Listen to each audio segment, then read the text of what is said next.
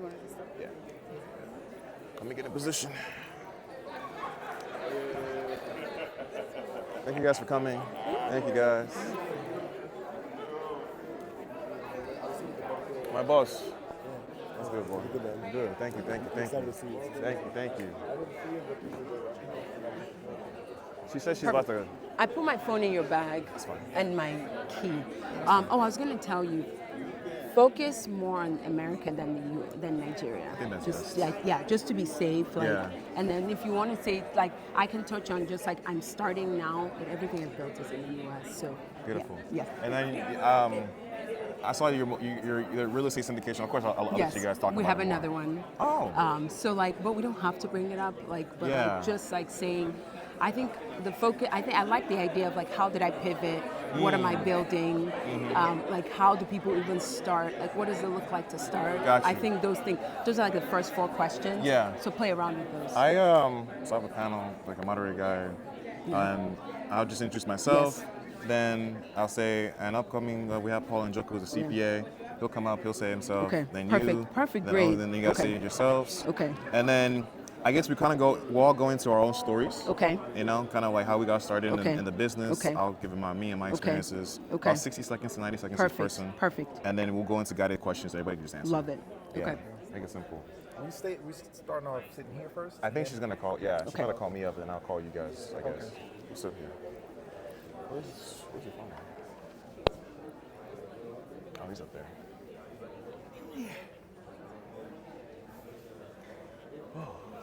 So you've been a CPA for how long now? Since 2019, but I was in accounting for ever. Wow. Hello. Welcome. Why the transition? Why? Yeah. Oh, no, I've always Find a wanted to get seat. We're going to get got started you. with the investing in real estate at home and abroad session. Welcome everyone. Good afternoon. How many kids do you Thank have? you so much for coming. You're- Thank you for you're being joking. here. I think everybody here is interested in how we can grow our wealth. So this session is respect, definitely brother. going to be an informational this session economy? for In everybody. this economy? We have some really, Lord. really excellent speakers here to share a lot of their not knowledge, privilege. real life experience, and expertise in the real estate sector. So this is investing in real estate at home and abroad.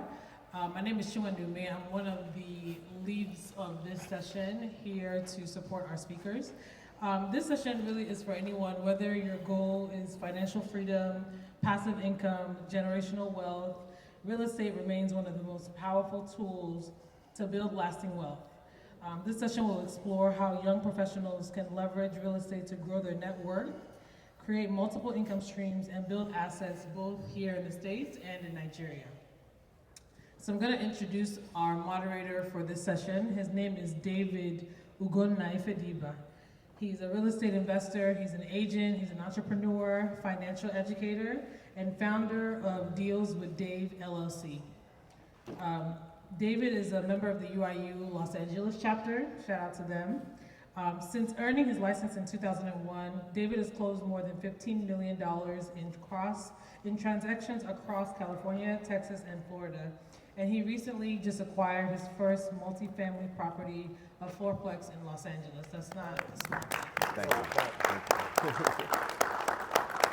you. David is a dynamic speaker who has presented on real estate and investing in generational wealth at conferences, schools, community organizations nationwide. So he's really a good person to lead the session for us. So I'm going to ask David to come up on the stage. Thank you.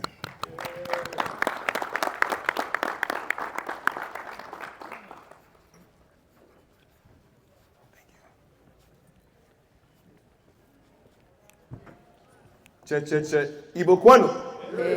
Che, Igbo kwanu. Che, Igbo kwazono. Very, very honored to be here. This is really a full circle moment for me, and I'm just really privileged to be giving this talk and this amazing panel discussion with amazing individuals here. Just real quick before we get started, I remember 2 years ago at the UIU Atlanta convention, they had a similar talk. And I had a question, and it kind of got a little bit too excessive. So it was like, what are you talking about? But long story short, happy to be here, very, very honored. And I'd like to introduce our following individuals to be on this panel. First up, we have Paul Njoku, a CPA. Round of applause, please, as he heads up this way.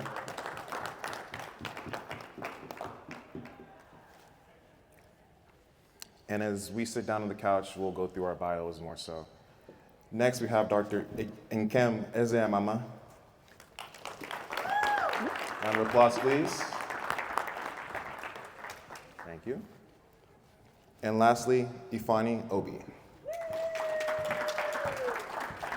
So we will be your professionals for this chat. We're super excited to really get started on this, give you guys amazing tips, millionaire tips, honestly, $1 million insights. So stay tuned, take notes. It's gonna be a really, really good ride.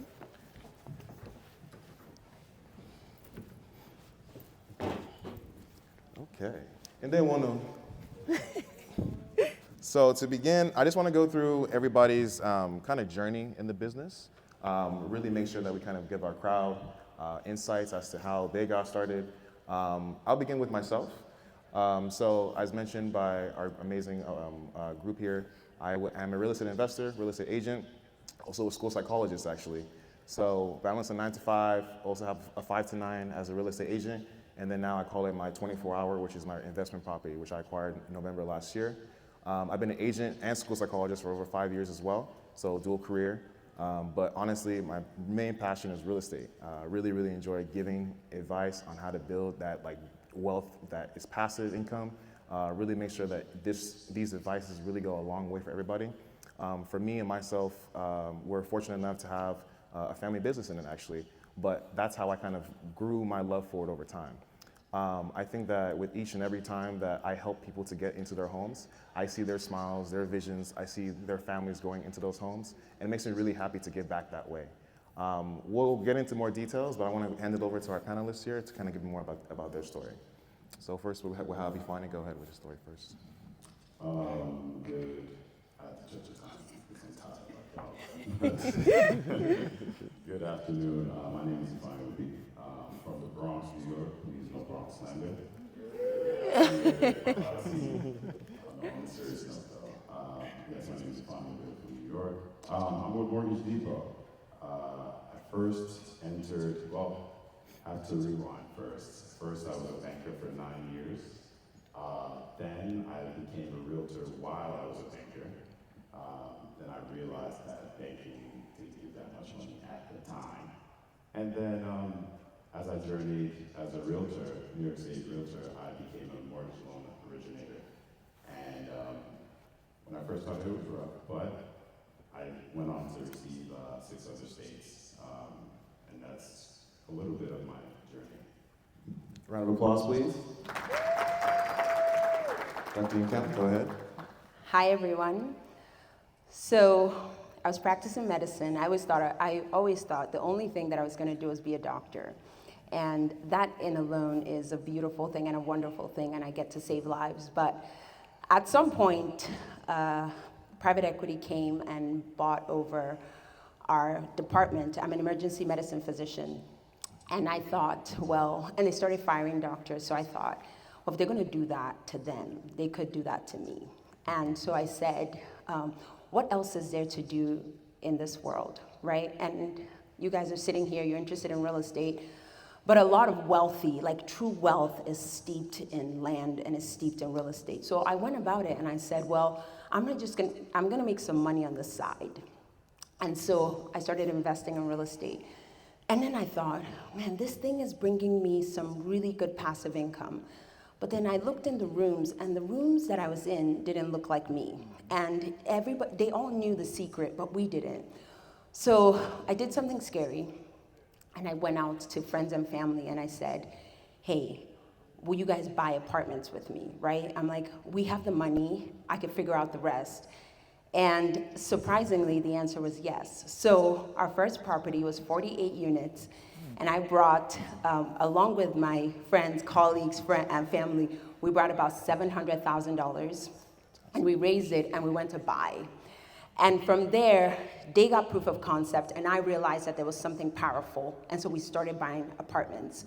We started buying apartments in the Southeast, and I'm so grateful today that in the last almost 4 years, we have acquired $153 million in assets under management. Ooh. Round of applause for that, please. And we are about to hit but by our next property, which we just are about to acquire, we're going to hit over 1,000 doors. And so for me, sitting here, right, I think it's just a testimony to understanding that if there's something that you want to figure out, you want to do, you can put your heart and mind into it and you will succeed. But yeah, so just in a little bit, I realized I have this has changed the trajectory of my life. And it's really going out and buying real estate with others who are interested in investing and thinking about growing wealth and thinking about passive income. So I'm really excited to be here, and I hope that we as a collective will be able to drop some nuggets why you should figure out how to do it and start today. Round of applause again, please. Great job. Paul, go ahead. How are everyone doing? My name is Paul Njoku. My journey started out fairly simple. My discipline is accounting, but I love teaching. I knew from the start that I wanted to become a CPA and own my own business. So I didn't start off the traditional way, which is, as soon as you graduate, get your CPA. No, I wanted to make things a little bit more challenging. I decided to get married, get a house, have 5 kids, and then on the 5th child, that's when I got my CPA license. But I started off working in oil and gas, and I realized that this kind of thing wasn't making sense. I was basically reporting about $80 million worth of minerals every single month, and these guys had the audacity to just give me a regular salary. I said, no, I can't continue to do this. So as soon as I got my CPA, I opened my own firm in Texas. My first client, I somehow managed to get them off of Craigslist. They were in logistics. But then again, it just grew because of COVID. Thankfully, because of COVID anyway. But what drew me into real estate was one of my biggest clients that I claimed that I was able to link up with. She worked at Chevron. She was making about $200,000 a year, but when I saw exactly what she was doing, she had about 14 properties. I was able to get her back at least $40,000 every single year in tax refunds. Because of a couple of things that I went ahead and did some research on. And so since then, I've assisted clients in many different states, mainly Maryland, California, North Carolina. I don't know how I got into there. Maryland, and then and all the rest. And I do a couple of micro CFO work for several clients. But one thing that I do love doing is teaching. So I hope today that I'll be able to answer some questions and actually get rid of some of the myths about what you can and can't do with real estate, and how you can actually use this as a pretty decent tax shelter as well. Wonderful. Fantastic. Another round of applause for our amazing panelists, please. So my first question to them is, why do you guys believe that real estate is one of the best vehicles for building wealth? Anybody can take the lead here. Go ahead. I think, as a loan officer, I think one of the things that I've seen is that, you can buy a house if you purchase the right type of house anyway. You could almost kind of use your house as a bank.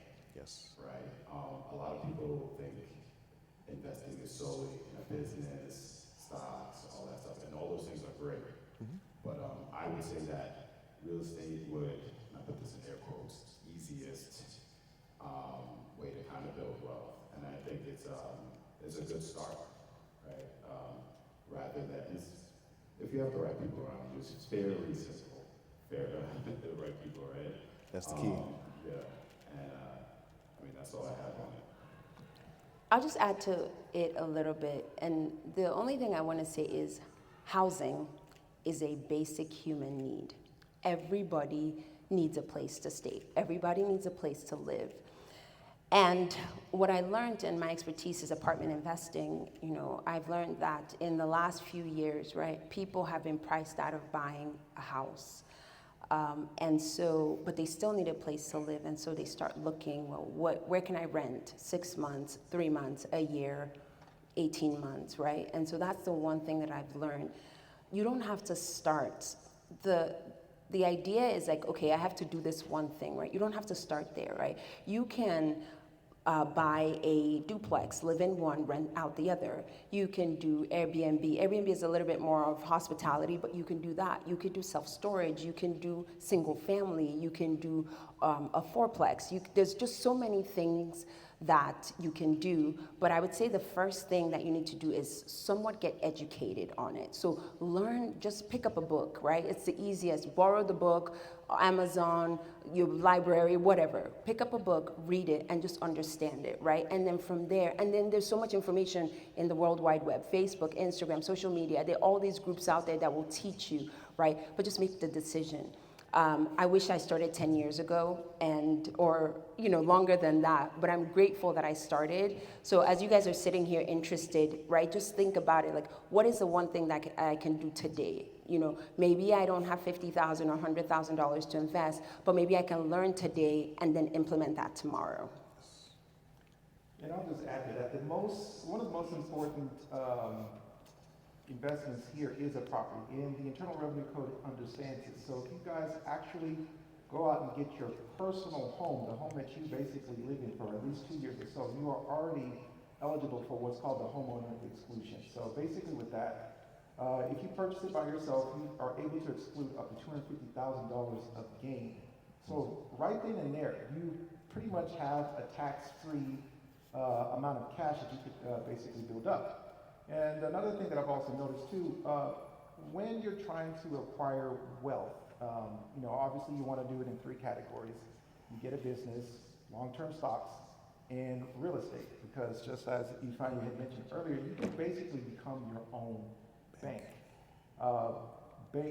Financial institutions love using a house as collateral. And typically with mortgages like that, or loans in that fashion, have lower interest rates, and so you are able to at least finance into other investments, other businesses with a lower interest rate as well. So, but the most important piece of investment that you should basically try and get is definitely your personal home, and there's several different ways that you can get approved for that as well. So, yeah, that's all I got. Thank you. I just like to add that I think when people say real estate and investing, that's under one big umbrella. Yep. So there's many different sectors in real estate. As they all mentioned, there's Airbnb, there's multifamily, there's single family as well. For my case, I have a multifamily.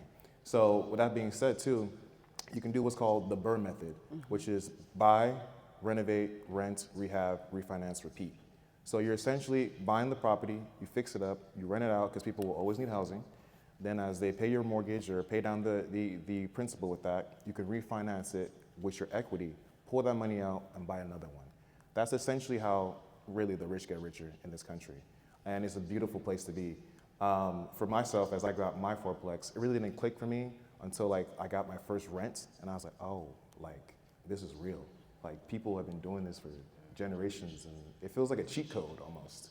And it's really powerful to really see. So to follow up actually, I think what I like to ask is, what is the biggest deciding factor, I guess, for people to get into real estate? And for me as a realtor, I help my clients to get into their dream home. And it can be very, nerve-wracking. And that helps me out with my psychology background because I really make them to really feel, calm, feel nurtured throughout the process.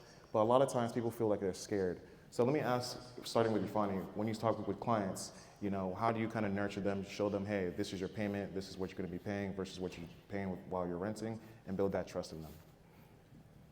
Okay, so I think a lot of, in my 9 years of banking, one of the biggest things I learned was kind of asking questions and figuring out people's why and their needs, right? So if someone needs water and you're giving them soda, that doesn't really work. I mean, it could, but. So I think I asked, what are you looking to do? Is this going to be somewhere you're going to live? Is this going to be somewhere you're looking to just kind of invest? Is this a second home, right?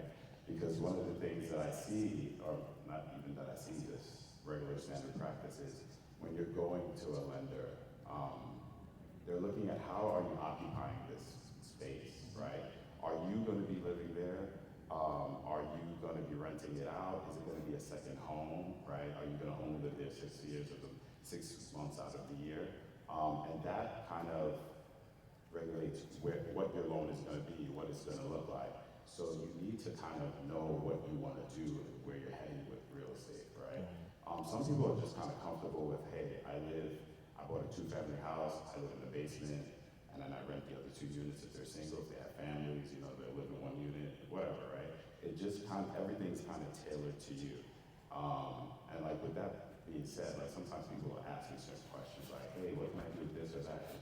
It just kind of depends. It kind of depends on your credit and all those things. So you have to kind of know what you want out of it, what direction you want to head in, what you want to do in the next few years, because you're not really tied down, so to say, in most cases. So having a plan is key. Yes, 100%. And actually working with people who know what they're doing. Yes. In the industry, sometimes what I see is that people get greedy, people don't really know what they're doing, and it just kind of, the client, suffers through it. So it's really important to know and know who you're working with and know that they know what they're doing. Would you go ahead? I'll take a little bit different approach. So the first thing, and I agree definitely with Define, is alignment, right? So when I talk to my investors, and so I'll give a little bit of kind of explanation to what I do. So I do something called multifamily syndication. And that all that means is group investing. So instead of going out and buying it by yourself, right, we partner together. And so you bring your money, I bring my money, the bank gives us some, we pull it together, and then we go buy. And then we manage it. And so when tenants pay rent, right, after we take out expenses and we pay the bank back, right, the rest, we just split it amongst ourselves. So my investors really want passive income, right? So they want to be working, right? They love what they're doing, but they're like, I don't want to rely solely on that, right? To bring in all my income. So now I'm thinking of other streams of income, and I'm thinking real estate is one of them, right? They don't want to be, a landlord. They don't want to deal with tenants, toilets, termites, all those things, right? They don't want that. They just want, at the end of the month, at the end of the quarter, send me a paycheck, right? And so when I speak to, potential investors, I'm kind of asking, okay, what does life look like for you in 3-5 years, right? How much do you want to invest today? How much passive income do you need? What does financial freedom mean to you, right? Because a lot of people are thinking, I want to be financially free. Real estate is going to help me, right? So then we kind of talk, okay, does this look like in 5 to 7 years, right? If you invest in, let's say, 2 properties a year, by the time we start selling, you start getting, all your money you start recouping all your money plus extra, because you're going to make like maybe 1.8 to 2x what you invested. Just depends on the investment, right? So you have to figure that out, but it's thinking along the lines of, okay, I want passive income. I want this amount. I'm thinking about financial freedom. What does that look like for my family? Or do I just want this money to even help me travel, right? So my first conversation is, what do you want? I think that's the first question, and understanding, okay, I do love what I do, but I have extra income and I'd like to put it into real estate. So then that gives me an idea and an option as to what you'd like to do. Yeah, my approach is, from a tax strategic perspective. So, a lot of my clients that I do have are like medical doctors or engineers or just folks with an excess amount of money. So if their objective is to at least put their money in a place that can actually shield them from taxation, I basically ask them a couple of things. So do you want to go the 7-day rental route, which is the Airbnb? It's a little risky. You may have some crazy tenants, but however, that is treated like a breakfast in bed. So it's basically a business. So a lot of the losses that are basically sustained in a Airbnb because of non-monetary expenses such as depreciation and home improvement and things like that, that can basically offset your ordinary income however it is. Or if you want to do the long-term rental route, which is okay, we can talk about, I guess, organizing yourself to look like a real estate professional, basically somebody that's materially involved in the day-to-day of managing the real estate. If that's the case, cool, you basically have long-term tenants that stay in your house, and you get the benefit of offsetting your ordinary income with the real estate expenses and things like that. So from a tax strategic perspective, I try to figure that out of how we can kind of organize ourselves with my clients, and we just basically work in that route. Thank you guys all for answering that. Can we have a round of applause for that, please? So my next question is, can we compare the tax benefits between multifamily investing, single-family investing, and real estate syndication investing? Because I think it's really important for people to understand that, like, I'll give again myself an example. When I was filing my taxes for last year, so I closed my fourplex November of last year. So I had 2 months of income from the property. My CPA, we were doing some tax planning like around March. He was saying I had about close to 18K to pay. And I was like, okay, hold on. How are we gonna get this down, bro? So he then told me, and I kind of knew this like going in, that I could write off the income from the property. Not the income. Well, I could write off the expenses from the property. I could write off the bonus Depreciation. Thank you, and all the utilities, everything from that. So essentially, brought my tax bill from 18K to actually 2K, and I got a state refund for about $500. So that was the biggest shock to me, and it made me like, whoa, okay, this is a whole nother side. And then also with multifamily, there is the mortgage interest as well, and so many other ways. So again, we're here to convince you, not to confuse you, but I will pass it on to my panelists here to kind of add more to that and share more of their insights. So Paul, go ahead first. Yeah, so basically, the Internal Revenue Code lets everyone be afforded to what's called Section 162. You basically write off anything that's ordinary and necessary for your trade or business. And you can get a little creative with your real estate ventures, because in addition to what he just said, the interest on your mortgage, the insurance, the regular depreciation, and then what he's talking about, the accelerated one, which is the special bonus because of the big beautiful bill, is now 100% that you can basically write off every single time you have something like general assets like a washer and dryer, furniture, things like that, or additions to your house. And there's another little nugget that is available for a lot of real estate investors. That is the cost segregation analysis, which basically looks at your house and looks at all the additions or improvements that have been made on it, and come up with a bunch of expenses that you can basically write off right then and there. So it's better suited for multi-family homes because it's worthwhile there. So typically you can basically rack up of about somewhere around $60,000 to $100,000 depending on what's happening, and you can literally write it off right then and there. And if you are a real estate professional, somebody that's materially involved in the day-to-day of it, not necessarily a real estate agent, that type of losses can basically offset your income, which is how I got my client the huge $40,000 or whatever she was getting every single year from offsetting her regular income, things like that. Thank you. I want to add to that. And I'll use myself as an example, because I think it's good for you to understand kind of all this big lingo, but then you're like, okay, how does it apply to me? And then I'll talk about my investors. So I used to work full-time in the ER, and that looked like 19 shifts a month. I worked a lot, I worked really hard, or maybe some people might, 19 days is not that much, but trust me, it is. And I started investing in real estate. And before I knew it, I went down to 15. Before I knew it, I went down to 12. Before I knew it, I went down to 9. And I continued to go down. But I continued to build Phoenix Capital Investment. And with my accountant, I became a real estate professional. And because we started acquiring more properties, and I started doing more work inside of the property, right? More work than I did in the ER, which I never thought that day would come, right? But now, right, all the depreciation that I get to offset that with my regular W-2 income, and that is a ton of money. So I don't even know what taxes really mean, because I don't know the last time that I paid it in the last 4 years. Round of applause for that, please. And We now like taxes here. But it took a lot of time, and it took a lot of building, and it took a lot of strategy. So I'll say that for me, and I want to share that with you so you know what's possible. Now, I'll give you another example for an investor, right? An investor invests $100,000.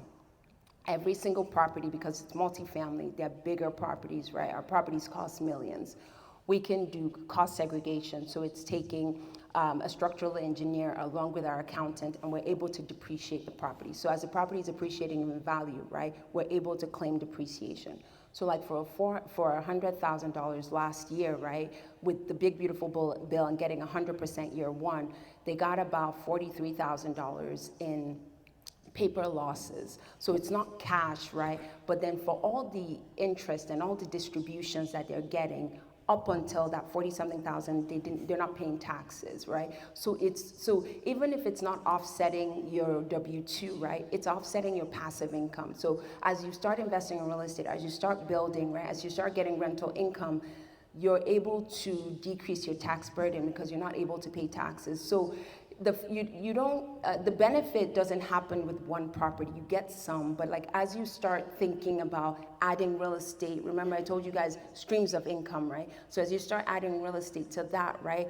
the tax benefits are wonderful, and it's something that you should truly think about. And I've seen it in my life and the life of my investors. So just like big picture thinking about what to do. Fantastic. I'll just add to that. I don't know too much about taxes, but when I'm doing any kind of application with a client, when we're due, let's say, if you own multiple properties, that can help with your income in terms of qualifying, right? So what we do as loan officers, we add on depreciation, right? So let's say the depreciation for a property, for the sake of not having to do crazy math, is $100. That's $100 we'll add back into what you're getting for rent in that property, right? So that will count as your income. And sometimes some people don't look at these little things as like major, but honestly, sometimes it can make or break a file. Yeah. So I'm a loan originator that works with a brokerage, right? So the difference is, if you were to go to Chase and you wanted a mortgage, the advisor that you're working with works for the bank. Me, I work for you, right? So I'm looking to get you the lowest rate. I'm basically like your advocate, right? If there's something you tell me, I'm like, you know what, let's not mention that to the bank, right? That's not smart. But I work for you essentially. And these are like little things that you just want to keep in mind because it helps. Round of applause for our panelists for those answers, please. So my follow-up question, because a lot of us here are professionals and we are working, we have 9 to 5s, is as a lender for you, Ifani, what do you need to get them pre-approved or get them qualified? Obviously, as an agent, we work very close with you guys, so I know, but I want you to kind of explain it to our crowd here. So when initially when I sit with anyone, I'm asking for their life. I'm asking for your ID. I'm asking for your social. Are you a citizen? You got kids? What's your number? Some people think I'm trying to ask them out on a date. It's not. It doesn't go that way. But I'm asking these things because I tell people when you go into borrowing money, think to yourself, I'm going to give my friend $1 million. In 30 years, can they pay me? Facts. If nothing changes, if it stays the same or gets better, can they pay me in 30 years? So as a mortgage broker, I'm asking for, well, it just really kind of depends on the type of loan I'm putting you in. But I'm asking for your W-2s, I'm asking for your taxes, like I said, I'm asking for IDs, if you're a citizen, because all of these things really affect what position I put you in or what loan product I put you in. And it has to be good, right? Because you're gonna live there, you're the one paying it, right? And I would like you to say, Ifani did a good job rather than I hate that kid, right? So these things are super, super duper important. And then we're running credit. That's another thing. Some people are like, oh, you're gonna run my credit. Yeah, I mean, we just have doctors up here.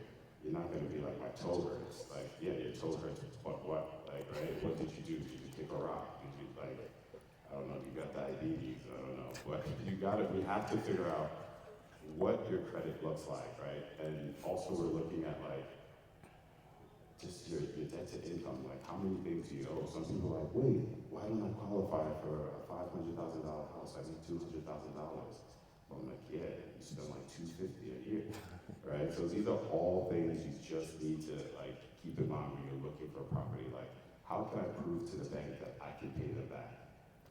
A quick follow-up before we jump to the next person is, can you explain the major debts that hold people back from getting the maximum pre-approval?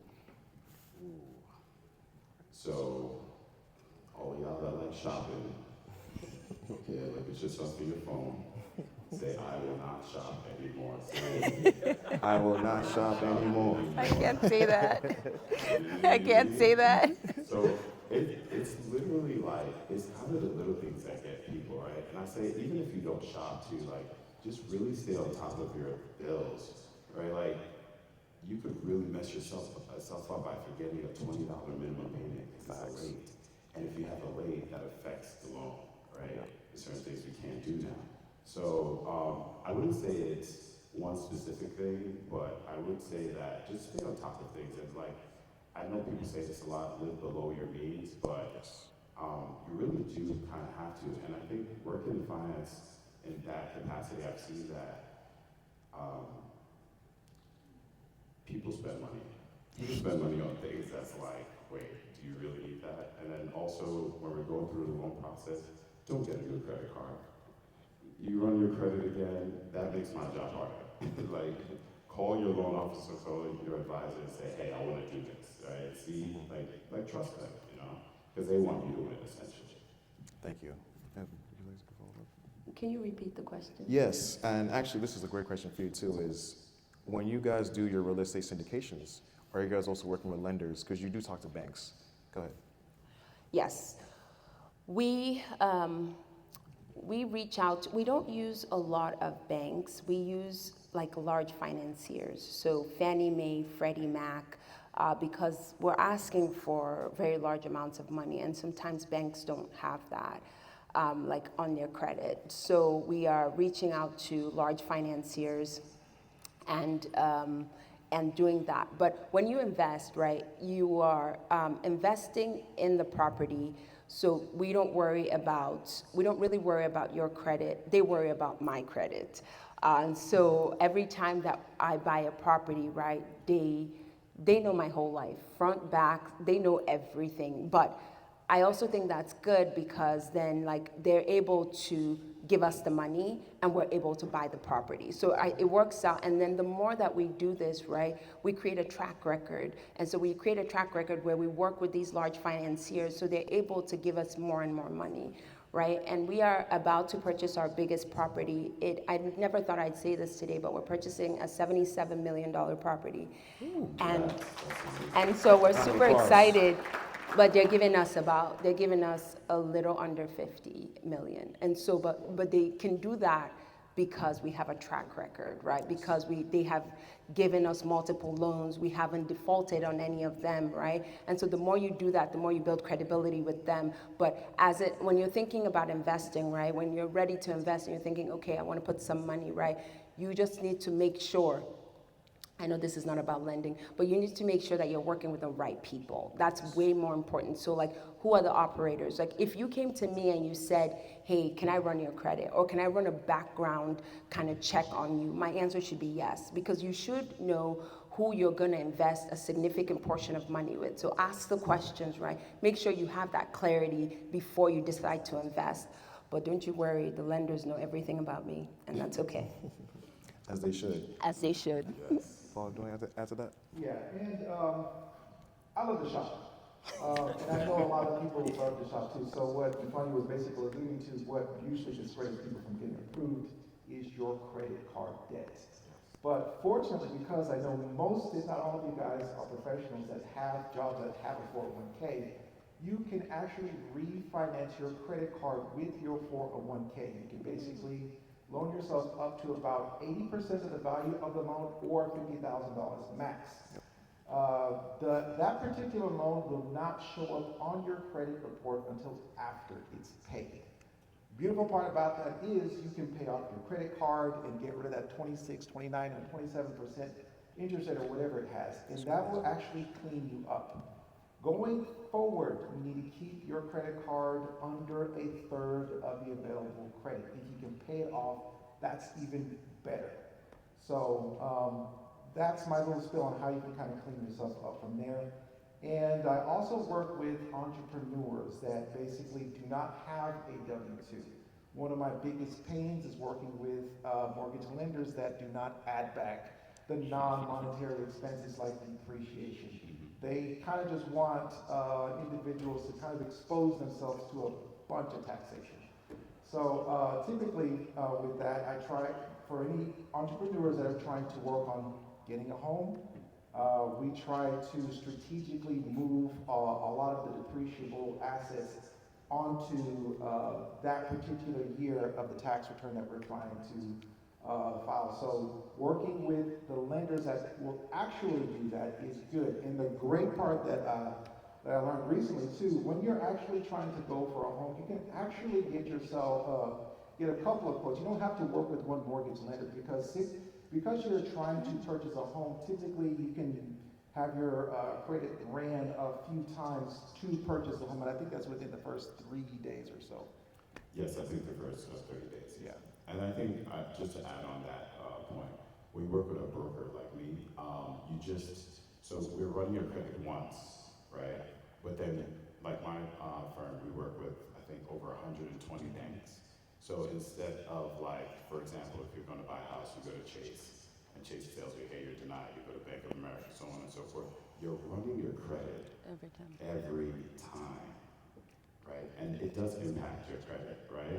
I'm not too sure of the logistics on that in terms of like the weight of each run. Yeah. But I would say when you're working with a mortgage broker, they're doing it once, they're shopping around, they're seeing with each lender, they're not running it again and again and again with each lender. So you just want to, just kind of reiterate the same thing, just work with someone who knows what they're doing, right? Because one thing I've seen in real estate, and I don't know if you guys can attest to this, a lot of people kind of adopt the fake it till you make it, and like they're really faking it, and they're not making it, and they're making your life harder. Yes. So I would really advise, like, try to use like a family friend who maybe could refer someone to you, maybe if they had a good experience, right? Because that's very important. A round of applause again for our panelists on that answer.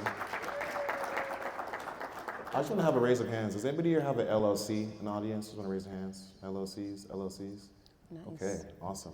This is the question for Paul, actually, is does it make sense to purchase a property through an LLC? Hold on. In my case, I purchased my property as myself.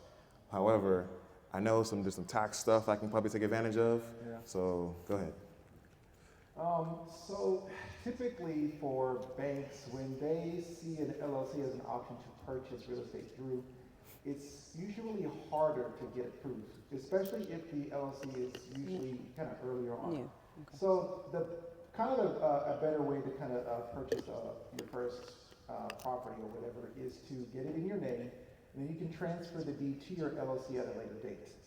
When it comes to paying back a 30-year loan, banks want to see a large amount of available cash that they can use to basically pay your bills on time. So don't be discouraged about not being able to purchase your property in your name. In the LLCs. Go ahead and purchase it in your name. You can transfer it later. And then another question too you got to ask yourself is, what is my intentions with this property? Am I going to have multiple people coming in and out of this place, or am I going to use it as an investment property or whatever the case is? Those are the other questions that you got to ask, because if some states actually require you to pay a franchise tax fee. I know in California, there's a whole $800, whatever kind of nonsense thing they have going on, but it is what it is, because you can't necessarily open up an LLC in a different state and expect your transaction in the state that you purchase your home in. You have to be really careful with that. And then in Texas as well, we do charge a property tax on top of a property tax if you do have an LLC. So there's some pros and cons with that, but just to answer the question, if your LLC is not, matured, purchase it in your name and transfer the deed over later on. Okay. Go ahead. I'll just add one more thing to that too, in terms of lending. So with lending, always remember the lender is looking for your skin in the game, right? So pretty much if this is a primary residence, that's where you live. You're not going anywhere. When you come home, that's where you're eating, that's where you're screaming at your kids, that's where you live. When this is LLC, they're looking at, all right, well, maybe you don't live there, right? So sometimes, well, most times, the rates are a little higher. So always just kind of keep that in mind, because they're looking at it like, well, if that's your business, then you could always dip like they would say to you. If you dip out, like that's it. So definitely keep that in mind, and that's like we've been reiterating, like know what you want the property for. Yes. Kim, would you like to add to that? No. No? Okay. Round of applause again for our panelists for those answers. My next question is, for those who are interested in multifamily investing, is team building. So, for example, typically when you are looking for a property, like in my case, I made sure that I knew the area of where I was buying my property. I drove through it both at night and during the day, checked out the area, and I made sure that what I was getting into, essentially I was making money before the deal closed, essentially. So with that being said, once I did close, my property, I bought it for $890, and then it appraised during escrow at $900K. So I immediately walked in with $10K in instant equity, which is basically like your cash to yourself. Now, since it's been about 9 months, by God's grace, it's reached $1 million now in value, which I'm very happy for. You know, clap now. Sorry, just be modest. Clap, I beg. Thank you. Yes, thank you so much. So, with that being said, this is a question for Nkem actually, because she does $77 million properties here. How do you build your team, and how do you find those deals? You know, because each market is different. Yeah, go ahead. Great question. So I'll start with the external team, and then I'll tell you about our internal team. Let me do it that way. So in order for us to buy these properties, right, these are the people that we work with. So we work with a broker. So those are the people that are finding us the deals. And when we find that, along that, we work with accountant, right? So we have someone who takes care of the money, all the K1s, everything, right? And then we have insurance. So we have an insurance broker who gets us really good insurance because we're paying insurance per apartment complex, per unit, we're paying insurance. Then we have legal. So then we have an attorney who writes up all the paperwork. So the purchase and sale agreement, the private placement memorandum, everything. Like if a tenant sues us, right? We have our insurance, we have our legal team that takes care of all of that, right? And they know all the SEC, Securities Exchange Commission, they know all the rules. And so that's important. Then we work with a property manager. So they take care of the day-to-day in the property. So that's those are like the big people that we work with, the external team, and so we partner with them in every single deal that we get. On the internal side, so who is inside of Phoenix Capital? So we have acquisition. So acquisitions, they work with the brokers, so they find the deal.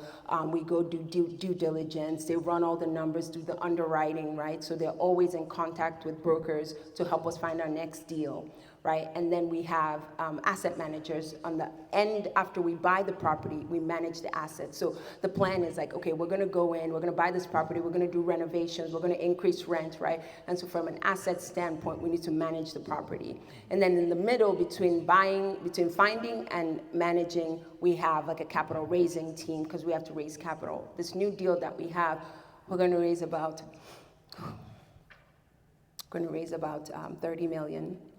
And so we have a capital raising team that will go out and that will seek investors. And so kind of that looks at, and then those investors, we have an investor relations team. So our investors are our lifeblood, right? Because they want to make money, but they help us buy this deal. So we partner together. So if an investor calls me right now, I might just quickly say, I'll call you back, right? Because they're important, right? So we take care of every phone call. We send out information every month. So how the property is doing, capital expenditure, all the financials. We speak to them every quarter. Around February, March, they're all hounding us because they need their K1s, because they need their tax benefits, right? So all of that. So that's what the internal and external team looks like. I'll say this, right? The first day I invested, I didn't think I'd be sitting here today explaining this whole process, right? So it's step by step, day by day, right? If you decide, right, you might look at David and say, okay, how did he buy his fourplex, and build from there, right? So don't think about it as this giant behemoth, right? Think about it just as that one step that you take every day if you want to be on this side. But the first thing I did, right, I wouldn't be on this side if I didn't invest. So the first thing I did was I got the money together and I put it in a property that I did not own, but I used that to learn, and I was getting passive income. And then from there, I was like, okay, there should be more of us in this. We should be doing this. We should come together. We should partner. And then that's when I went on the other side. So I'm now a general partner and a key principal on the deal. And before, I was a limited partner, and so I just brought the capital. So that's the difference between, when I talk about syndication, it's the general partners and the limited partners. Thank you. Thank you so much for answering that. Round of applause, please. Ifani or Paul, would you guys like to add to that? I think she did a very good explanation on that. I would just say on a smaller scale, like if you're just starting out, definitely a realtor that knows the area you're trying to buy, like really knows it, not they're going on Zillow. Something David said that I really liked is he drove in the neighborhood at night. That's a very big thing, right? Everything kind of looks good at the tape because most people are at the job, right? Just make sure he's recording those miles as well. You already know, Paul. You already know. And even like real quickly, just to piggyback on what he says, right? When I do due diligence on the property, like I look at the cars. I look at the cars who are parked there, right? If there's a car that looks like it's like has like nobody has touched the car, like the car sat there, like I will ask questions about that because that is so important. So little things like that. And I forgot a team member which is so important, which is our lender. Like so the lender broker and the lender, because they find us the money because we can buy all of it with equity. Yeah, definitely. Like you just want to be around people that know, right? That know what they're doing because like you got to think about buying a house like someone recommending you to marry someone and you marry the wrong person and you're stuck with them for 30 years, right? Think about it like that. And some people might say, oh no, you could just sell the house or this or that. Sometimes selling your house, you could sell it at a loss, right? And then you have to pay that back. So if your house is not worth what it was worth when you bought it, you know, and it's just like, just the values decrease, kind of stuck. A lot of people now are stuck in their homes. So you definitely want to keep that in mind. Also to just, always ask questions. I think when I sit down with a client, I have a sheet. If you guys email me, I could send it to you. It pretty much breaks down like closing costs, everything, right? The reason I do that, I sit in detail and tell them, hey, this is how much the loan is going to cost you. This is how much you have to bring to the closing table. Sometimes loan officers don't do that. And then the next thing you know, when it's ready to close it, David, they'll tell you, oh yeah, you gotta bring $102,000. Why? And they're Why like, do I where? have to bring that? Yeah. Like break that down to me. They're breaking it down last minute, but you've already gone through the process of inspection, appraisal, all of these things. You ran your credit, you submitted it to the lender. So ask questions. There's no such thing as a stupid question. There's no such thing as I'm bugging my lender, I'm bugging my realtor. Like ask. If you don't know what it is, yeah, you can Google, but then ask because there's certain nuances that Google, ChatGPT does not cover.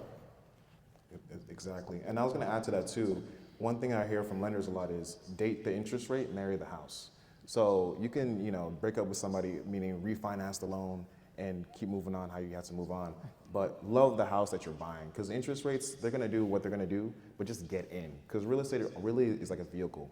You're going to have bumps along the road, but as you ride it, you'll be going up along the way. And it's a time game. Time in is better than time out. Don't time the market, just jump into the market. A lot of people get a lot of this, like, for my clients especially, they get worried about, oh, this interest rate, this interest rate, this interest rate. There's many ways to buy down the interest rate, which will let you find a lot more. I'll give a really practical example. When I was buying my fourplex, I got about $13,000 in closing costs from the seller. And I used that money with my lender to buy down my interest rate. Nice. So it went from about 6% to about 5.375%, which I'm paying now. So that's money saved. Essentially, any percentage or point that they call it lenders in your interest rate is literally hundreds of thousands of dollars in interest that's being paid to the bank, which you can write off, but you rather save that money and keep it in your own pocket. If I want to add to that a bit too. Yeah, definitely. So I'm going to say something controversial. I think I said it with them the other day. The rate doesn't matter. So, you see on the news a lot of people like, interest rates are high, interest rates are high. If you look it up in the 80s, interest rates were about 16 to 18%. Wow. Our fathers, mothers are probably making like $20,000, $30,000 a year, still buying homes, right? So I say that to say that it's the pricing of the house, and that's why I always emphasize when you're looking for a realtor, look for a realtor who knows what they're doing. because their job is essentially to negotiate for you, Yep. right? Yes, anyone can just pick up. You guys can all pick up your phone right now, go on Zillow, and just say, all right, this house is $100,000, I'll buy it, right? But a realtor who works in that area will know, hey, that's not how much this house is worth, right? Or there's something wrong with this, or there's something wrong with that. They have access to like the MLS that has all these notes and all these things. So definitely like rely on them. Definitely with the rates and stuff like that, you can buy them down, right? You just have to do that. Like I said, the price is what matters. It really does. And I think that when we had COVID, we had rates at like what? There's people who have rates at like 1.5%. Ridiculous. Right? But they bought a house they bought a house for like $1 million, right? But in reality, that house is almost like, it's only like probably $800,000, right? But in their mind, I want, but it's like the house is overpriced. When everything corrects, now what? You know, and that's kind of like what we're going through right now. But there's tons of ways to skin a cat. There's many ways to buy down your rate, and you're not tied down to your rate. Yes, you could refinance, but I wouldn't refinance strategically. Because every time you refinance, there's costs added. There's still closing costs, right? In New York alone, like I'm from New York, live in New York. Most of my loans that I do are in New York, and the closings we have, I think, the highest closing costs in America, if I'm not mistaken. Everywhere is kind of cheaper than New York, though, and maybe Cali too, right? But yeah, it's just you can refinance, but just wait it out. Just be strategic, right? There's just so many options, honestly. Like, it's not just, FHA. There's a lot of people that ask me, first time home buyer. And I'm like, there's so many other programs that fit better with lesser down payments than FHA loan, right? So you just kind of want to be, like I said, be around people who know what they're doing. Exactly. Maybe you to add to that? I wanted to ask the question from Kim, actually. You mentioned looking at the quality of the cars on the road. Same thing for me. So I bought my fourplex in South Central Los Angeles, which people are like, wait, why South Central?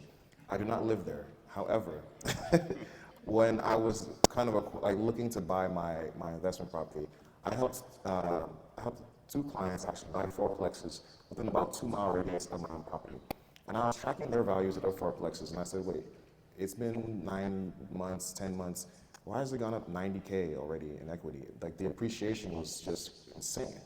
And so when I was searching for mine, I started looking January 2025. It took me about 9 months. And I worked with various clients, and I saw how they were saving. So I made a conscious choice myself to, again, cut back on lifestyle, save all my income, all my compensation from being a sales agent, and jump into buying my fourplex. When I saw my deal that came up, it was 4 units, but 3 of them were already rented. And when I bought it, I essentially had 1 unit to fix up and then rent out. It took me about 5 months to rent it, and the tenant I got in there was Section 8, which is huge, especially in Los Angeles. So out of my 4 tenants now, I have 3 which are Section 8. So first of the month, literally, it's straight from the city, goes into my account, and it pays for my mortgage instantly. However, not every deal is like that. So myself as a realtor, my job is to guide my clients, really make sure that they're understanding these, because I know the LA market very well, and I have many relationships with various brokers in the area as to what the best deals are. And even if it's not in California, different states, Florida, Georgia, I really make sure that I'm very hands-on with finding professionals in those areas that know the market, because it can be kind of scary. Again, for myself, I was both agent and buyer for myself, so I was advising myself. But I had people that I reached out to, got the advice I needed. So it can feel intimidating and scary from going from 1 fourplex to $77 million in acquisitions, but the key is just taking that leap. So my question is, this is for our people here, is what do you think is the biggest kind of fear that you see in your clients when you start this process? Be it investors, be it your CPA clients, be it your like lending clients. Let's hear from you guys. So for my clients, the biggest hurdle is, or biggest fear is closing costs. That's 1. 2 is having to deal with the tax bill just to get approved for a house. So when it comes to closing costs, I spoke to you guys earlier about leveraging your 401k. That would be very instrumental in at least coming up with the capital to basically pay down the closing costs to purchase your home. Another thing that you guys could also look into is working with a broker that can give you some sort of incentive deals towards closing. That is going to be massive. And then when it comes to getting approved for taxes, one of the things that entrepreneurs are supposed to do is pay their estimated fair share of taxes, every quarter, so that when it comes time to file your taxes, you're not surprised with a $30,000-$40,000 bill to Uncle Sam just to buy yourself an ordinary house. It's really crazy. So working with a CPA or somebody that you can trust to strategically plan out your 2 years if you want to get approved with your tax returns is going to be very, very important. And then also too, if you're an LLC with a business owner, one of the biggest issues is self-employment taxes. So whenever you try to just show some income off on your bottom line, you're basically exposed to 15.3% of what your income is. If you're being taxed as a regular LLC, but if it's an LLC, we can change you to an S corp. That 15.3% tax goes away. There are some requirements there, but it's not as bad when it comes to the Internal Revenue Code and things there. So if you're an entrepreneur, if you're an LLC and you're trying to apply for a home, that would be the year that we convert you to an S corp to help you with saving, and then also leverage your 401k as well to help you with closing. I'll say, so the biggest fear I see is lack of knowledge and lack of trust. And so we go to school, right? We're all professionals here. A lot of us, we go to school for a specific thing, right? We don't get taught how to build wealth. We don't get taught how to buy. We don't get taught anything about taxes. All of that stuff is just brand new information, right? And we're thrust into the world and we're like, okay, figure all this stuff out. So I see that the biggest struggle is just people just don't know, right? And so I'm grateful that UIU has this, right? So like you're sitting here and you're like, you might be drinking from a fire hose right now, but at least the knowledge is being dropped, right? And so you'll go and then you'll learn and you'll be like, oh, I heard that. I heard somebody said syndication one time or somebody said burr. Like, what does that mean, right? Like, and then from there you'll build on that. So I think that's the first thing that I noticed. And then second is lack of trust, right? Especially for me, my investors, right, are coming to me and they're investing $50,000, $500,000, right? It's as soon as they get past that education step, right, the next step is I want to build trust, right? And so the thing I would say, and I said that before because it's really important, right? When you're ready to invest, right, spend the time to learn about who the operator is, who you're going to partner with, right? Because the more you learn, as you get educated, the more you build that trust, right? You fully understand, okay, this is what I'm doing. This is where my money is going, right? Transparency, communication, all of those things are important. But I think when you start thinking, like, what are some of the biggest fears? It's lack of education. I told you before, a book is cheap. Pick up a book, read, learn, right? So that you can make better decisions, right? There's intro to investing. There's multifamily 101, right? The book is $17. But that, you read that, like you'll be like, oh, now I have some sort of an idea of what it means to buy a fourplex. Like, I don't know everything, but like I can understand what that means, right? So I think that's the biggest thing is learning and then finding out who you want to partner with long term. Like your money, you work hard, right? Some of us work overnight, some of us work till 2 a.m., right? So your money is your hard-earned money. So figure out who you want to partner with and who you want to trust. So I think those are the two fears that I see and kind of how to mitigate it. I'm sorry, what was the question? What's the biggest fear you see in your clients as a lender? The payment. Once they see that payment, that's when I have to start going to the gym.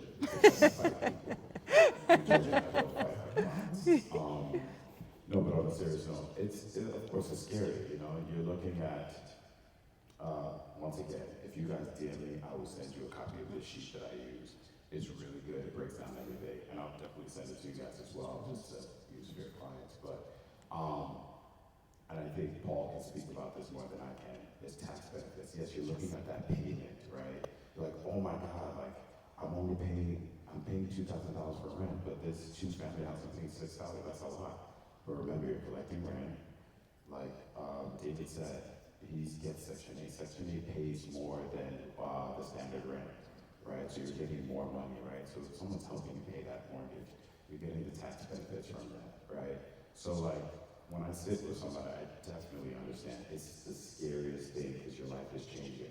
And everything is on you, mowing the lawn, if the plumbing messes up, all that stuff is on you, and that's a very scary thing. But I guess to kind of piggyback off of that is just having people around you. Like, as a lender, if you look at my phone, like, I think I talk to some of my partners more than I talk to like family and friends, and I have some of my family and friends in here. My lawyers, plumbers, contractors, sometimes just to call them and say, what's up? They've turned it to my family, right? To ask them a question about something I might not even know. So if you have that, and us, right? We're on Instagram. If you send me a DM about a question, even if you're not necessarily going with me as a lender, I'll answer it. I'll say, hey, this is what I know, or this is what you should ask, right? But there's so many misconceptions out there. There's so many false information, and I think sometimes when I deal with clients, they're a little defensive. So maybe I'll tell them, hey, your down payment has to be this based off what we run in the system. But they'll be like, nah, but David was on Instagram and he told me 0% down. What you mean? I paid 3.5%. And I'm like, Don't do that to me, please. but, you know, you also have to know that everyone's situation is very specific and different, right? So you can't really expect that because your sister closed with a 0 down payment that you will too. Sometimes, and David can talk more about this, like seller concessions and stuff like that. There's so many ways to get into a property. It's not really hard. It's really just one, having the right people around you and knowing what you really want to do and kind of committing to that too. And yeah, I think that's pretty much all I have. Round of applause, please. And I'll speak on it as a real estate agent. So for me, I'm really big on the education for my clients, particularly with doing like a consultation prior to starting like our home search. So I do it with a lender and myself on the phone or on Zoom or in person, and then we go through the steps of the home buying process. There's literally like a timeline and roadmap that I show them. Like we're on step 1, which is talking to a real estate professional like myself. Next step is talking to a lender like Yufani, you know, and then we go from there.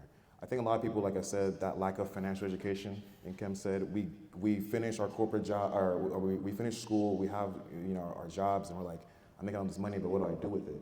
And that leads you into these different traps, you know, let me go rent, let me go buy a car that I shouldn't buy, you know, and let me go rack up all these debts from traveling and stuff like that. But the key is having that plan. And each person's plan and whatever they want to do looks different. So as a real estate agent, that's where I come in, and I really try to really guide you to see what your ultimate goal is. Maybe you want to buy a duplex, live in one, rent out the other, or fourplex, live in one, rent out the other 3, or buy multifamily, or buy a single family home, condo, whatever it is. We discuss it. We make sure that it's feasible and it's doable with the team that's there. My question is actually back to Ifani, to relate back to us as professionals, is down payment programs. How much you need to put down for a house. Obviously, raising capital, as Nkem said, with the $500,000, $50,000, that can sound intimidating. Yeah. So how can somebody who works a 9 to 5, makes 6 figures, get into buying a home? So there's, like I said, there's so many ways. Yes, you can do grants, there's down payment assistance. The only thing I would tell you guys about that too is with some lenders, they'll give you the money, but your interest rate will be higher. Or it's a second loan, right? It's a second lien. So when you have a mortgage, it's a first lien on the house, meaning, hey, the bank is going to pay for this house, but we own it until you pay us back. It's almost like, think about it like, you know, when you pay off your car, you get your title, it's in your name. That's what the bank is doing. So they pretty much own your house, right? But if you do anything like, let's say, get a second mortgage, like a home equity line of credit, that's like a second lien, right? So some of these grants and some of these down payment assistance, they're I don't want to say they're easily accessible, but like you can pretty much get them. But a lot of times what the lender will tell you is your interest rate's a little higher. So I work with one lender, what they do is I think they give you up to $40,000, $50,000, sometimes $60,000 in down payment assistance, which is great, right? But then if you gotta look at the long term, the interest rate. Sometimes it's like higher, so it's like expect that sometimes. There's some programs too, depending on the state, where they have forgivable seconds, meaning like it'll be like a second lien, but after a certain amount of time, the money is like whatever, right? So just remember in finance, I hate to say it, there's no such thing as free money. There's no such thing as free money. This thing, back to what Ken was saying, is basically like we have to have financial education, you have to ask questions. So if something sounds too good to be true, It is too good. a million questions. Say, hey, all right, what are the contingencies behind this? What do I need? What, there's so many things. I'm sorry, there's a little second part to your question as well. I was just going to follow with Paul on a question real quick, if you don't mind. Is there any benefits to maybe putting down more, putting down less, and does that affect you tax-wise? Because that may be something for people to consider here. So if you're going into the world of entrepreneurship, aka investing, you want to have as much cash available to you. Yes. Because when it comes to, financial institutions making a decision on whether to give you the mortgage to purchase a loan, you need to have an average amount of money in your account, especially if you're if you have your own business. So if you are a serial investor, you want to put down as minimum as possible, because after you purchase the home, you're going to have to fix it up. Yep. And most of the contractors, that you'll be working with, may not have one of the social things going on. So they will require cash that is going to need to be available to pay them. And then of course, one of the other things I also tell entrepreneurs too, when you have an LLC, get yourself a business credit card, because Yes. most Yes. of your expenses will need to be financed. And the cool part about a business credit card is you can max that bad boy out. It is not going to affect your personal score. Yep. And your personal score is going to be the most important thing you need to have squeaky clean in order to acquire multiple properties. So to answer your question, just try to put down the least amount available to, that's affordable to get the loan. Fantastic. Round of applause, please. I want to open it up to questions from the audience briefly. I know we're kind of tight on time, but maybe, I don't know who has the mic, or we can maybe line up over here. I think that might be best. Or, yeah, let's all line up over here if you have questions for us on the panel. And then, okay, yes, perfect. We'll go one by one here. Don't be shy. This is a safe place.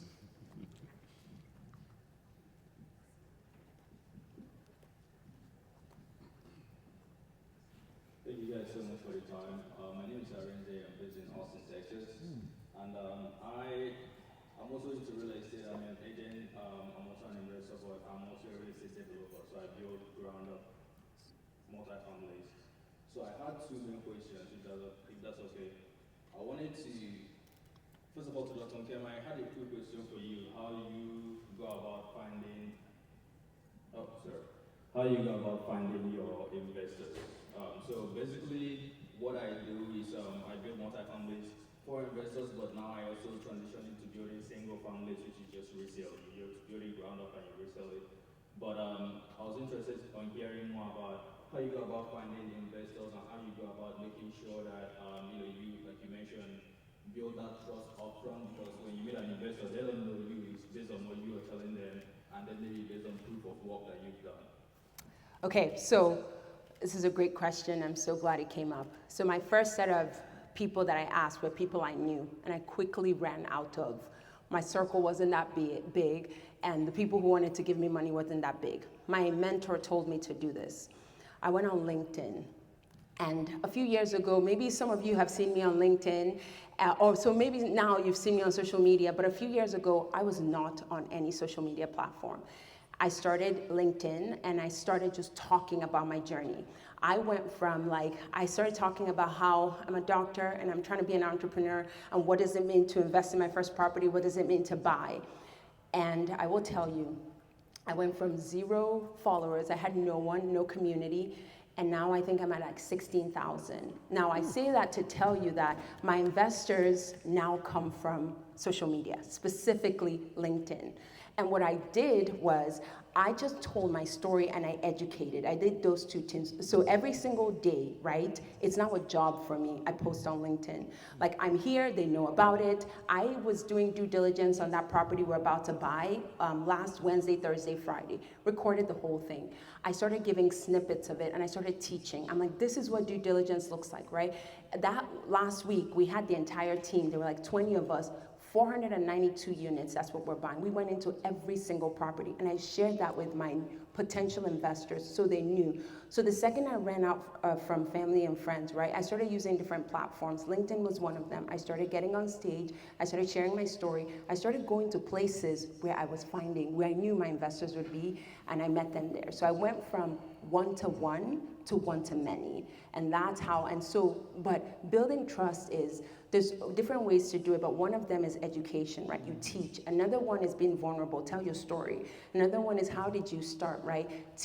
Talk about what you, especially you as a developer, right? Go show people what you do, right? Before they want to invest with you, they want to know, like, okay, will he return my money? Like, what is he actually doing with the money? So show them, like, ground up, there was nothing, and then there was this, right? And this is what's gonna come out of it. But I will say, I was good at raising money, but when I went on LinkedIn, think about, I have such a big plug for LinkedIn. It has over 1 billion users on it. So every single person that you want, every single, whether you're trying to, looking for capital, whether you're trying to find, I don't know, your community, whether you're teaching something and you need mentees, it doesn't even matter. Like, or if you just wanna, become a thought leader, that really helped me. So that's something you should think about doing. And we can talk more about that later.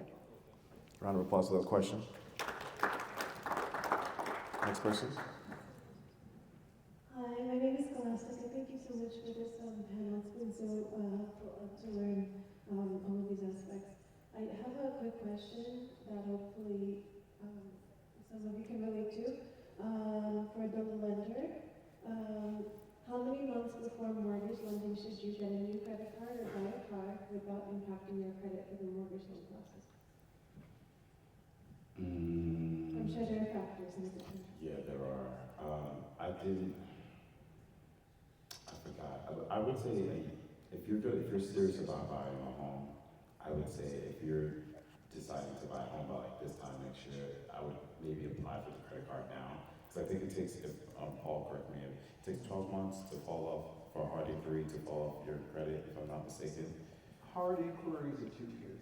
2 years, so they look at that, right? So I would say I would look at why you're applying for that credit card too, right? I'm not joked about it, but don't buy it. When I say don't buy anything, I really kind of mean it. Obviously, if you need to buy food, I don't want you to start. But yeah, you just really want to be sensitive about those things, right? Also, another thing lenders look at is like your employment history. So I know there's some people, I'm not attacking nurses, but I know some of y'all like to, jump around job to job, right? That's okay, but sometimes a lender looks at consistency, right? So they're like, all right, well, you worked for 6 months, why were you out for like 3, right? So you just want everything, like I said, when you're going into buying a house, think of yourself as a lender, like, hey, can my homie pay me back in 30 years? Can they prove it? Right, on paper, right? Not like money under the table or anything. So that's something you just always want to keep in the back of your mind. I like to keep things like very simple. I can go into like things up, but just kind of always have that in your mind when you're starting off on the journey. You're welcome. Round of applause, please. Hey you guys, my name is Amamiha Nadum. I'm an investor as well as an investor-focused real estate agent in Atlanta, and I'll just say the greater Atlanta area. My question is for Kim. What's your buy box when it comes to commercial real estate? My game is mainly single-family and small multi-family homes, the way I advise my clients as well as personally. But what market do you mainly focus in, or do you serve different markets? And you guys kind of alluded to it, there's 2 types of data when underwriting a deal. There's, of course, the numbers which everyone focuses so much on, But then there's a qualitative piece. What is the car? Is there litter, excessive litter? Are there, cars all over the place, on the lawns, things like that, things that you don't see that an expert, like an agent, can maybe, highlight for you. But for you, What am I looking for? Deals, Okay. So he said buy box, and people are like, well, what's buy box? So buy box is kind of the specific type of property that I'm looking to buy. And so to answer your question, I'm looking for 100 or more units. I'm looking for late 1980s, 1990s and above. I'm looking at, what else? I'm looking at a property that maybe when I was a student I could live in. So this is like B minus. And I say that because then one of our strategies is to go in and do renovations. So I'm not necessarily looking for brand new properties. I bought one brand new property, like newish, 2023. I bought that last year, but the rest are 1987, 1989, 1993, 2001. So years where I can go in and do renovations, because the business plan is I could go in, when a tenant leaves, I'll do renovation, and so I could take a unit from like 1,200 to 1,500, and that difference, that delta, that $300 over 100 units is a lot of money, and it's gonna add to the appreciation. So I'm not necessarily looking for a new build. And then your question, where do I buy? The last 4 properties have been in the Atlanta MSA, so we can chat about that, but we bought in Gwinnett. This one that we're about to buy is in Duluth, Covington, Conyers, so all those places around, but really I'm looking Georgia, Tennessee, the Carolinas, and the reason why, a few things, cost of living is cheaper. They're red states, and so I'm just gonna leave it at their red states. And then another thing is like jobs are leaving the West and they're leaving up north and they're moving down south. And when jobs move, right, when jobs are being created, people follow. And when people follow, again, I told you basic human need, they need a place to live, and so they're looking. So that's kind of the areas that I'm looking at. Texas insurance is too expensive because of all the natural disasters that have happened recently. It's just too expensive. So the deals are not working out with the cost of insurance, and same with Florida. But really the Southeast is where we are, and I'm actively looking. If you find me something, we can talk. Round of applause. Oh, did you have a mic?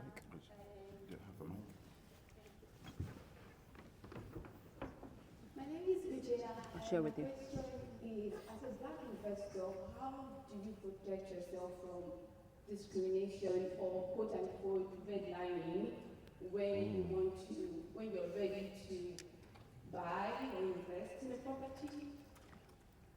That's a great question. And what she's alluding to is there is an underlying discrimination between our Caucasian brothers and sisters and African American. The biggest thing that I would definitely caution everyone here is to be properly educated. You need to ask as many questions as possible, so when you get confronted with a situation, you know exactly how to act. During COVID, it did shed a light on that aspect of the world. But however, that shouldn't discourage you from getting into this game. When you go through your first deal, it's not going to be perfect. Take all of your P's and Q's, take your notes, and learn from that situation. So yeah, you need to, properly educate yourself and know exactly how to deal with the matter. Yeah. Also, I want to add one more thing to that too. With real estate professionals as well, we have laws against that, right? So if you feel something, right? Sometimes, we're human beings who make mistakes. Sometimes things might seem like something, but document it. Say, hey, I'm going to make a note of that, right? Or because sometimes you can have a lender that might tell you, hey, yeah, we can't lend because of this or that or whatever, right? Just make note of that, all right? Because human beings are human beings. Real quick also, as a real estate agent too, having strong professionals behind you who can speak on the strength of your offer or your sale goes a long way to really stand up for you, because they have that duty to serve you and to make sure that you get the highest and best, or highest and lowest, if that makes sense. So thank you for those questions. We want to leave you guys with some resources as kind of close things out. You guys have a piece of paper or just your phones. I recommend reading Rich Dad Poor Dad, honestly. Yes. That was one of the books that got me in. I read that in high school. Also, Tax-Free Wealth by Tom Wheelwright. It really teaches you like the ins and outs of the tax game. Kind of tells you about like the advantages to it as well. And if you're into owning like a multifamily in the future, The Millionaire Real Estate Investor by Gary Keller. These are books I feel like will definitely give you that foundation. And the A Bigger Pockets podcast as well. I listen to that every day Yes. actually. It's a really good podcast for those who are interested in real estate investing and all the such. But with that being said, we're very grateful for you guys all coming. Hope you guys learned a lot. Big thank you to our panelists. I was honored to be you guys' like moderator, and really, really grateful for this opportunity. So thank you guys all again. Shameless plug, I will be having a home buying workshop virtually September 12th. So if you connect with me there, I will sure be to share more insights as to how the home process really goes. And we'll be here to also connect with you guys as well. But thank you again, and Thanks, please everyone. enjoy UIU. Yeah. Picture. You want a picture? Do we? Okay. I think we should stand in front. So. Thank you all for joining us. The next session will be job, bro. starting in this room shortly. It's Yeah, thank you. Trading 101 session. So if you're interested in that, you can just hang out Okay, smile. for a couple minutes and then we'll get started right after.